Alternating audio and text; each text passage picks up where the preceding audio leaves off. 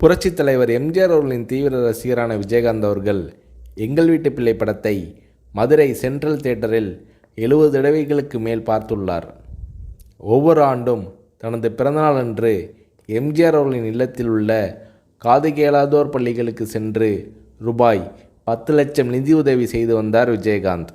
அதேபோல் இராணுவ வீரர்களது குழந்தைகளின் கல்வி, அரசு மருத்துவமனைகளில் சிகிச்சை பெறும் நோயாளிகளுக்கு நிதியுதவி செய்து வந்தார் விஜயகாந்த். திரைப்பட கல்லூரி மாணவர்களுக்கு வாய்ப்புகளை அளித்து ஊக்கமளித்தவர் கேப்டன் விஜயகாந்த். ஆபாவாணன், ஆர்.வி. உதயகுமார் உள்ளிட்டோர் இதில் அடங்குவார்கள். தமிழை தவிர வேறு எந்த மொழி திரைப்படங்களிலும் நடிக்காத திரைப்பட கலைஞர் கேப்டன் விஜயகாந்த்.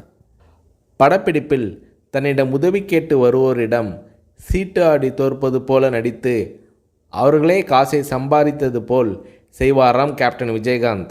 இதை பலர் நெகிழ்ச்சியுடன் நினைவு கூறுகிறார்கள்.